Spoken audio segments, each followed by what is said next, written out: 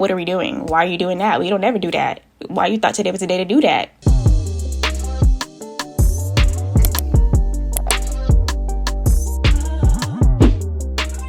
What's up, guys? It's Jasmine, but my subscribers call me Jazz, and I am officially done with my second semester of grad school. Yes, it's been amazing. And by amazing, I mean finishing has been amazing. But something I wanted to come on and talk about that I've been thinking about lately is depression. And it's kind of depressing to talk about. But if you are not new to my channel, then you already know that I've dealt with depression for a while. And I've talked about it in one other video, I believe. I'll have it linked in the cards if you haven't seen it. It was pretty much a video about my experience at UTA. But time has passed and I'm obviously not at UTA anymore and I'm in grad school. And I still have depression, but I go to a therapist to deal with it. And I was just reflecting on what depression really is. Like, why do I have certain symptoms? Like, I think one of the main symptoms I deal with is lack of motivation. And by the way, I'm obviously not a clinical psychologist, so don't take my words as like she thinks she knows everything. But this is just like a reflection upon like me and my experience. I came to the realization that it's called a mood disorder. And it's also called a mental illness. I really realized why it's called both of those things. And I came to the realization that depression, at least in my case, depression always starts off with some root that triggers it. Sometimes we feel like we don't even know why we're upset, but there's usually a trigger. And for me, it's usually an emotional trigger. The thing about depression, such as like negative thinking patterns and lack of motivation, is that when you deal with those symptoms for a while, the brain is neuroplastic, right? Which means that it can change and it can form patterns based on the neurological connections that are formed within the brain.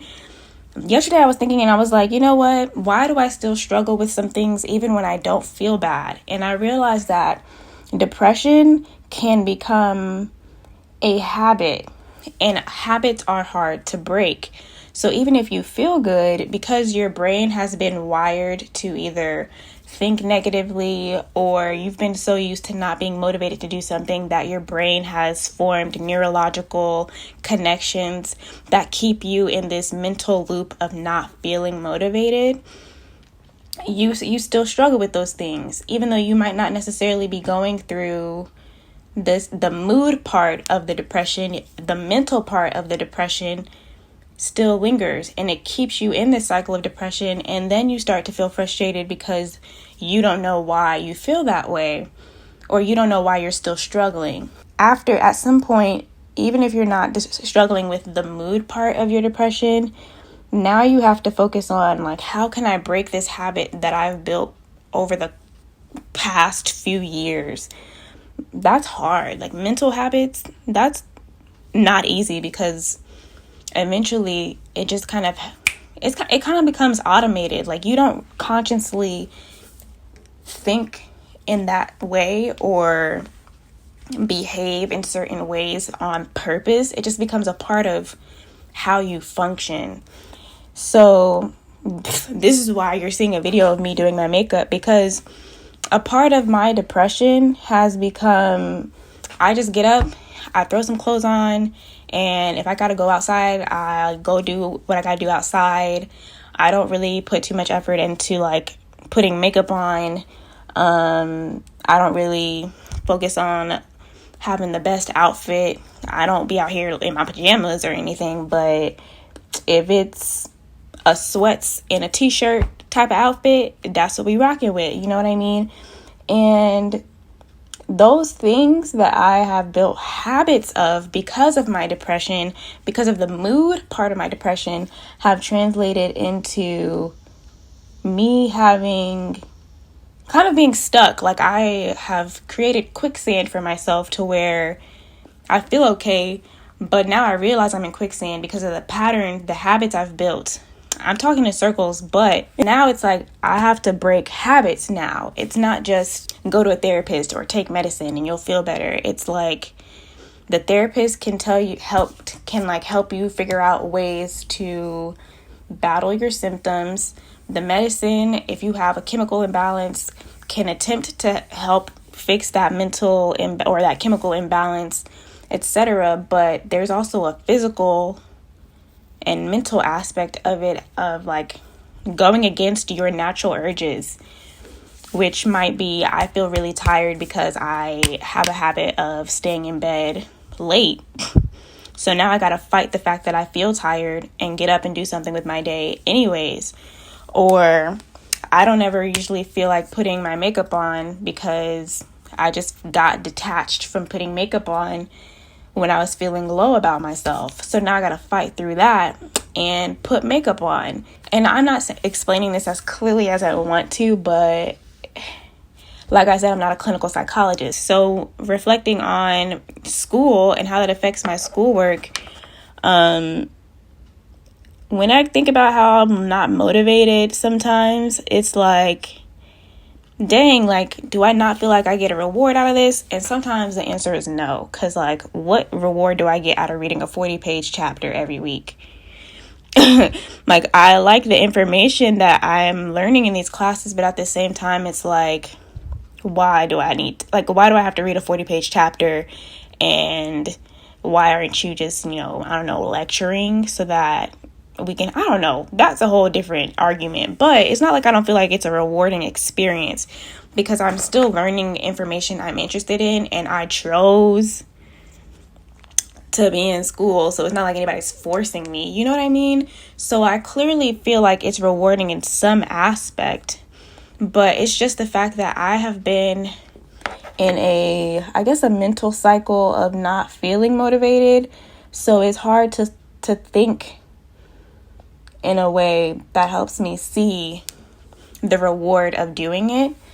Even if it involves me doing things that I don't find rewarding, the end result is me having a master's degree and being able to get a job in the career field that I want.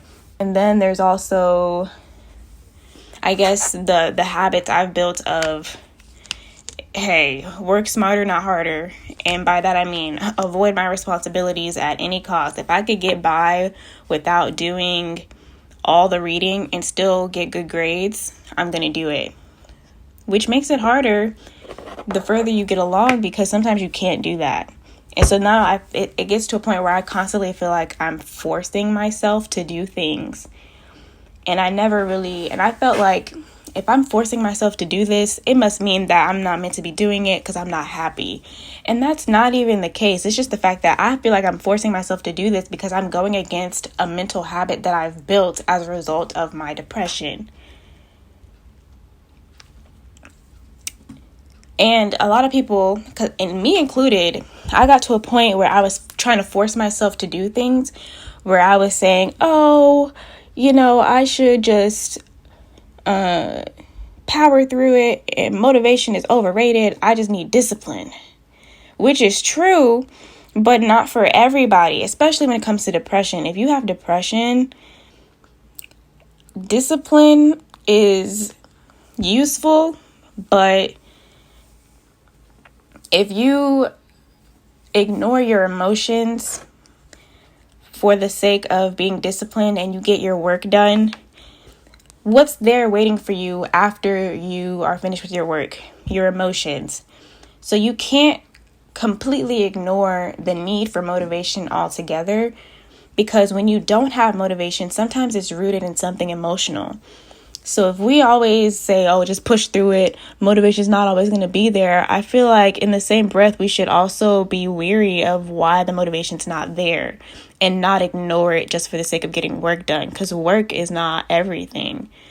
work is necessary, but it's not everything. So there needs to be a balance between just be disciplined and I need motivation. So navigating my degree with depression it's not impossible. Obviously, I've been doing well, but I still reflect on my work and I still feel disappointed because I know I can put more into it, but I've been in the habit of working smarter, not harder. But sometimes I truly want to go deeper into what I'm learning, but I have to defeat this habit of not doing that. Because it became, for me, the whole working smarter, not harder thing became a coping mechanism for my depression. It was like, I am struggling to stay engaged with this material, but I still got to get it done. So how can I compromise? And so that was the result of my compromise. But habits are hard to break. So that's something that I realized, like, it sucks because sometimes depression is caused by outside factors, which I've also realized. But at the end of the day, it becomes up to you to break those mental habits. And the only way you can do it is to just do it. And that sucks because you've been in the habit of not doing much because you just emotionally can't bring yourself to do things. So now when you're emotionally fit to do things, your brain is in a cycle of, what are we doing? Why are you doing that? We don't ever do that. Why you thought today was a day to do that? You know what I mean? And you're like, brain, but we got to do this because we feel better today, right? Remember? And your brain is like, I don't know. You ain't tell me that. And that brings me to another point, which is the fact that scientists disagree on a lot of things when it comes to everything. Like, there's always multiple perspectives in science. And there's this particular neuroscientist, Caroline Leaf, and I only have one of her books, so I don't know everything that she thinks, but I really appreciate her perspective on the mind and the brain. The mind is what we know as, I just got to show my armpits real quick so you guys can see. It's just a shadow. But the mind is also known as the soul.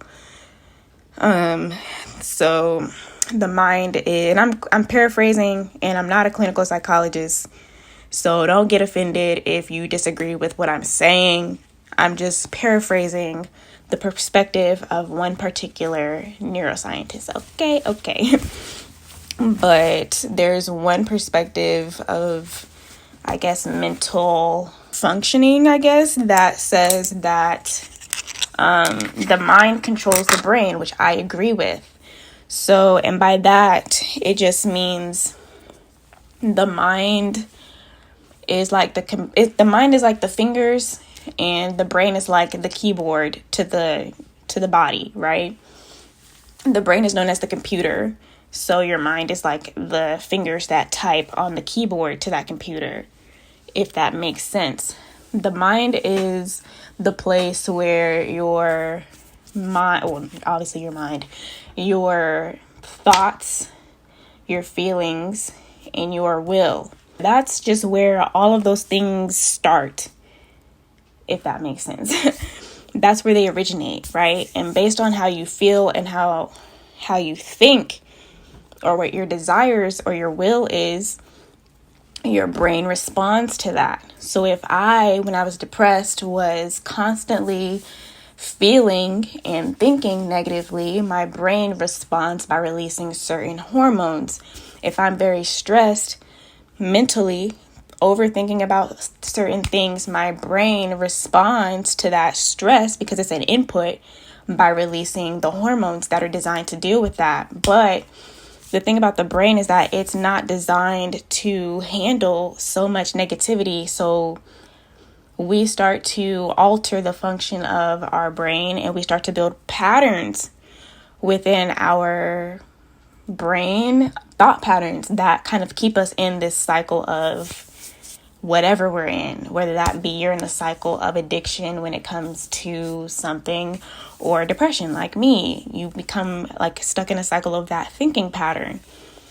That's that in a nutshell. Like, I'm nowhere near as articulate as she is. Oh, the book I'm referencing, by the way, is Switch On Your Brain. You can find this at Barnes and Noble. I feel like depression is like because it's a mental illness, it's so dangerous because the brain is neuroplastic, and so when you start to think in certain ways because of how you feel emotionally, it's like you design a way to keep yourself depressed because your brain is going to change to match the thoughts that you've been typing onto the keyboard. At least for me, that's been the case. So now I'm gonna there's some other habits that I built as a result of my depression, such as, like, I already talked about not putting much effort into getting ready for my day, getting up late. There's just so many different patterns of living that I've created as a result of my depression. And so now I'm in this place where I gotta get rid of it, change it, So it is daunting sometimes, but it's not impossible. You feel me? We gonna make it through. Whatever it takes. Do you guys remember Degrassi? I know I can make it through. Degrassi, on a whole nother note, Degrassi was probably the top tier TV show of of the millennial generation. Man, they had so much going on. They talked about so many different topics. Canada is just it was ahead of its time. I don't know any Canadian TV shows today, so I can't really talk about today. But Canada, they knew how to make some TV shows, okay? If I hold out, I know I can make it through. Be the best that I can be, whatever it takes. Bro, if you guys watched Degrassi, comment down below. If you even made it this far, comment down below. If you understand what I'm saying, comment down below. If you don't, it's all right. It's okay. Not everything was meant for you. So yeah, now I'm in this phase of life where it's like, not even in this phase, I'm just at this point where I'm like, dang, bro, I just gotta go out there and act like Nike said and just do it. And that is so hard. Anybody out there who's had to like start a habit or like change an old habit knows that the hardest part is starting when it comes to pretty much anything. So now that I know that there's things that I just gotta do, you know what I mean? Like, just do it. Nike. It's not that easy. It's not that easy. So I hate when people like give advice, but then they say, you just gotta do it. Because it's like, yeah. Easier said than done, sis. Or sir. But it sucks because it's true. It's like there's nothing else you can really do except for just do it. And you could plan. Planning ahead is good. But at the same time, like, sometimes after you're done planning, what then? Say it with me. Just do it. I feel like the closer I get to you. Is anyone else like that? Like, if you say a phrase, you just kind of start singing that phrase from a song. The more you make me feel safe, child. Anyways, by giving me all you got, your love has captured me, yeah. Over and over again. Have you seen Rush Hour when they were singing this song? This is what I think of when I think of that song. I don't even think of the person who sings it. It was Luther, right? Luther Vandross. Don't quote me on that. What was I even talking about? Oh, yeah, the closer I get to 25, I feel like I keep making all these realizations about myself, which is cool, I guess, but like, dang, it's like, is this what being an adult is about? Realizing how messed up you are? I will come back for the finished look, because at this point I've run out of things to say. But yeah. In your colorful face, it's kind of weird to me, since you're so fine. If it's up to me, your face will change. If you smile, then that should set this alone. Just remember, if you let go, the music should move your bones. Just remember, sing the song with me. You know that I love it. You're a good girl, and that's what makes me trust you. Need not talk to you. You will know the difference. People are so phony. No music 'cause they're lonely. Aren't you sick of the same thing? They say so and so is dating. Love you or they're hating, when it doesn't matter anyway. 'Cause we're here tonight. If you smile, then that should set this alone. Just remember, baby, if you let go, the music should move your bones. And baby, just remember.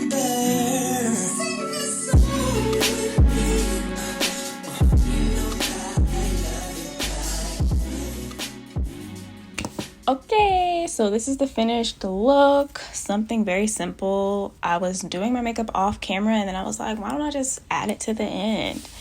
So yeah, that is my take on my depression and how it's affected me and grad school, I guess. So basically, just as a recap, I realized that depression starts as for me, it started as kind of like an emotional thing, and the symptoms that came from my depression turned into habits, to where now, even if I'm not struggling emotionally, I have been left with habits of depression that keep me in a cycle of depression even when I don't necessarily feel depressed. And there's a difference between depression and feeling depressed, but a part of depression is feeling depressed, if that makes sense. So I feel like that's something else that should be considered for anyone else struggling with depression, is that you might be battling not even the true symptoms of depression, like current depression. You might be dealing with a residue from past depression that has taken over your life in the form of habits, depression habits. So I feel like that is kind of what I'm dealing with. And so now it's just a matter of breaking out of that. And I'm blessed that it hasn't completely taken over my grad school life. And I feel like that's kind of a sign that I'm dealing with the residue of depression and not necessarily the depression that I once had. Not saying that I don't have it anymore, but it's not as severe as it was. I feel like now, moving forward, it's going to be a battle of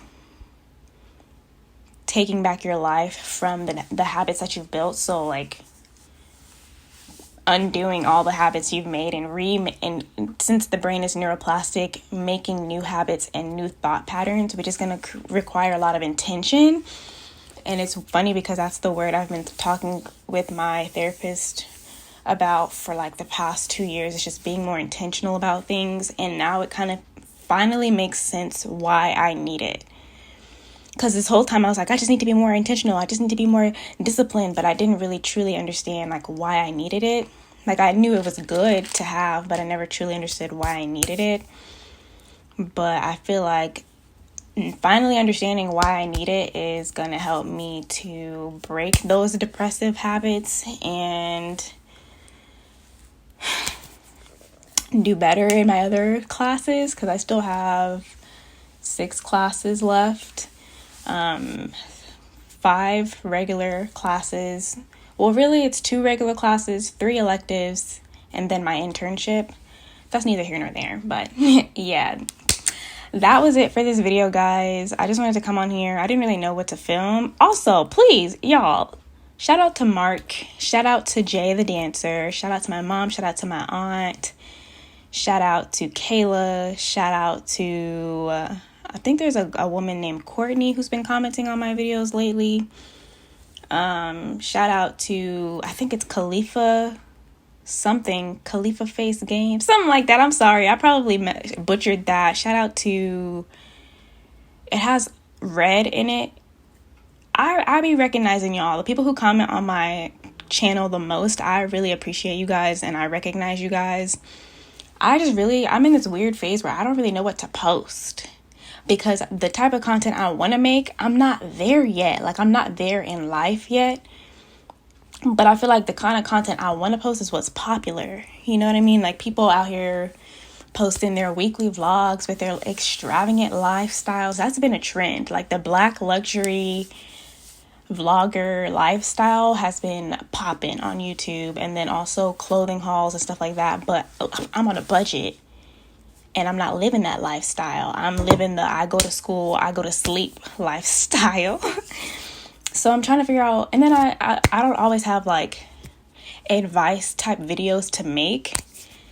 So I don't know, I feel like my channel is kind of all over the place, but I really rock with y'all who like watch my video no matter what it is. Like, I really appreciate you guys.